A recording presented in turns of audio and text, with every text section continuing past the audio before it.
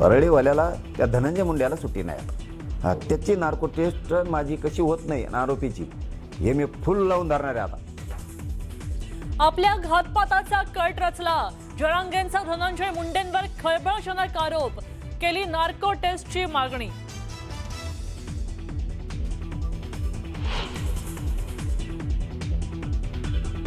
विधान परिषदेसाठी महायुतीमध्ये नाशिक आणि छत्रपती संभाजीनगरचा तिढा सुटला. सूत्रांच्या माहितीनुसार नाशिक सेनेकडे तर संभाजीनगरची जागा भाजपाला सुटली.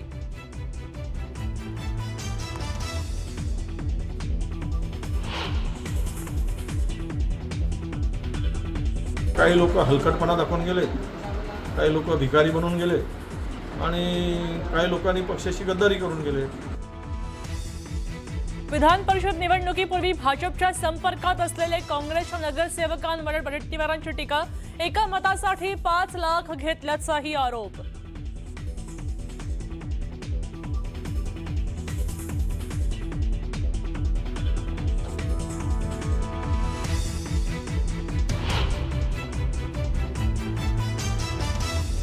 कोकणातल्या आमदार नेत्यांची एकनाथ शिंदेंसोबत बैठक. युती धर्म पाळण्याच्या शिंदेंच्या सूचना.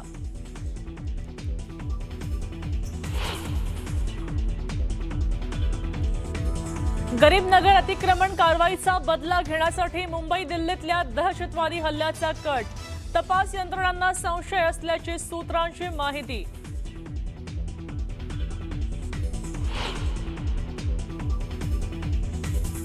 राज्यात अनेक ठिकाणी मान्सूनपूर्व पावसाची हजेरी. नांदेड यवतमाळमध्ये गारपीट तर शिरूरमध्ये वादळी वाऱ्यासह पाऊस.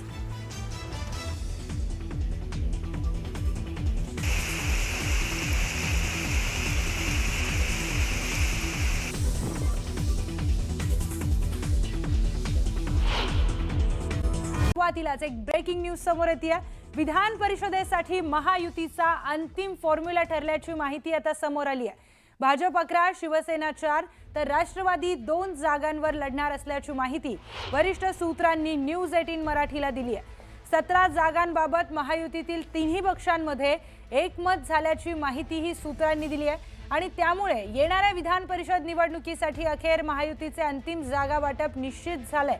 जागा वाटपावरून महायुतीमध्ये प्रचंड रस्सीखेच आणि दावे प्रतिदावे झाले. त्यानंतर अखेर 17 जागांमध्ये तिन्ही पक्षांमध्ये एकमत झाल्याची माहिती आहे. याच अंतिम फॉर्म्युलानुसार आता भाजपला 11, शिवसेनेला 4 तर राष्ट्रवादीला 2 जागा मिळणार असल्याची माहिती मिळते. प्रदेश आणि केंद्रातील नेत्यांच्या चर्चेनंतर विधान परिषदेच्या जागांवर शिक्कामोर्तब झालाय.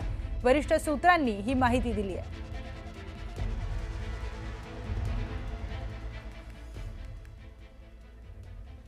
रायगडमधून आहे. विधान परिषदेच्या रायगड रत्नागिरी मतदारसंघाच्या जागेवरून महायुतीतल्या शिवसेना आणि राष्ट्रवादी काँग्रेसमध्ये रस्सीखेच सुरू होती. अशामध्येच खासदार सुनील तटकरेंचे पुत्र अनिकेत तटकरेंनी थेट मुंबई गाठली. उपमुख्यमंत्री सुनेत्रा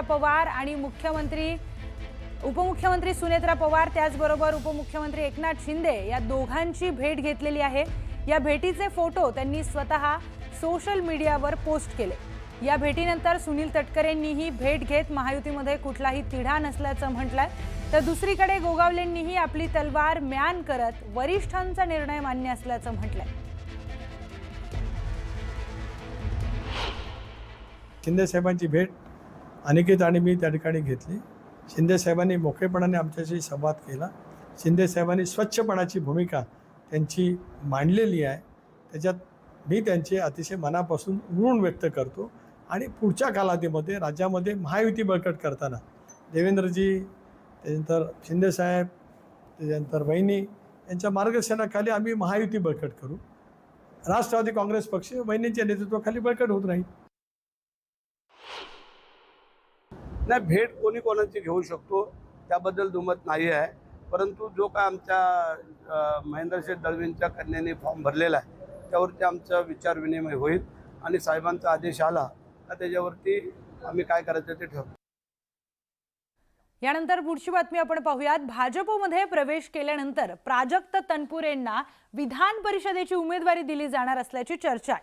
दरम्यान याबाबत त्यांनी थेट भाष्य करणं टाळलंय. पक्ष जी जबाबदारी देईल ती पार पाडणार असं तनपुरे म्हणालेत. तर तनपुरेंच्या प्रवेशाने राहुरीच्या विकासाला गती मिळेल असा विश्वास आमदार अक्षय कर्डिल यांनी व्यक्त केलाय.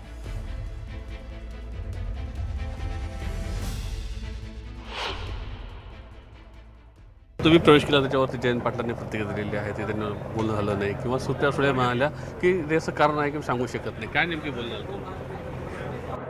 त्या जर म्हटल्या असतील मी सांगू शकत नाही तर मी सांगणं योग्य होणार नाही. असं काही नाही, मी माझ्या मतदारसंघातल्या काय परिस्थिती आहेत काय याचं त्यांच्याशी विश्लेषण केलं. असे काय खूप काय जास्त जे परिस्थिती आहे ती मी त्यांना प्रामाणिकपणे सांगितली. काय काल तुम्ही भाजपात प्रवेश केला आहे, विधानसभेची निवडणूक आहे, त्यामध्ये तुमची तिकडे चर्चा आहे काय? नाही, त्याबद्दल मी काय बोलू इच्छित नाही. पक्षश्रेष्ठी काय निर्णय घेतील ते लवकर घेतील. उद्या अर्ज भरायचा शेवटचा दिवस आहे, त्यामुळे हा निर्णय वरिष्ठांचा आहे. मी त्याबाबत काय बोलू इच्छित नाही. विधानसभेला तुम्ही त्यांना मदत केली असेल, तुमच्यासोबत आहे, कसं पुढं असणार, पुढे कसं? निश्चितपणे आम्ही आता दोघंही एकाच पक्षामध्ये आहोत, त्यामुळं आणि सरकारमधला पक्ष असल्या कारणानं आम्ही दोघंही त्या ठिकाणी सरकारचा निधी असेल किंवा जनतेचे काय प्रश्न असतील ते सरकार दरबारी पाठपुरावा करून ते सध्या विद्यमान आमदार आहेत. त्यामुळं निश्चितपणे सरकार दरबारी पाठपुरावा करून या मतदारसंघातले काय प्रश्न असतील ते सोडवण्याचा अजून त्या ठिकाणी पाठबळ मिळेल अशी माझी त्या ठिकाणी भावना आहे.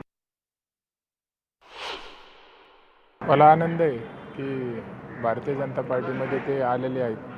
नक्कीच येणाऱ्या काळामध्ये काम करायला अजून चालना मिळेल, गती मिळेल. तर मी विधानसभेमध्ये काम करतो आहे आणि जर भारतीय जनता पार्टीने त्यांना उमेदवारी दिली आणि विधान परिषदेमध्ये ते आले तर नक्कीच डबल फायदा हा मतदारसंघाला मिळेल. यानंतरची बातमी परभणीमधून आहे. महाविकास आघाडीमध्ये परभणी हिंगोलीची जी जागा आहे ती शिवसेना उबाठा पक्षाच्या वाट्याला आली आहे. या जागेवर शिवसेना उबाठानं डॉक्टर विवेक नावंदर यांची उमेदवारी जाहीर केली आहे. आमदार अंबादास दानवेंनी एक्सवर पोस्ट करत नावंदर यांच्या उमेदवारीची घोषणा केली. उद्या उमेदवारी अर्ज भरण्याचा शेवटचा दिवस असून या जागेवर शिवसेना उबाठाची थेट लढत महायुतीमधील उमेदवाराशी होणार आहे. अनेक भागात मोठ्या प्रमाणात वाहतूक कोंडी झाली आहे. शनिवार रविवारच्या सुट्टीकरिता मोठ्या प्रमाणामध्ये पर्यटक कोकणात दाखल झाले. दरम्यान आता ते पुन्हा परत जात असल्यामुळे अलिबाग वडखळ मार्गावर 4 किलोमीटरच्या वाहनांच्या रांगा लागल्यात. तर मुंबई गोवा महामार्गावर माणगाव जवळ 6 किलोमीटर इतक्या वाहनांच्या रांगा लागलेल्या आहेत आणि त्यामुळे पर्यटकांसह नागरिकांना वाहतूक कोंडीचा सामना करावा लागतोय.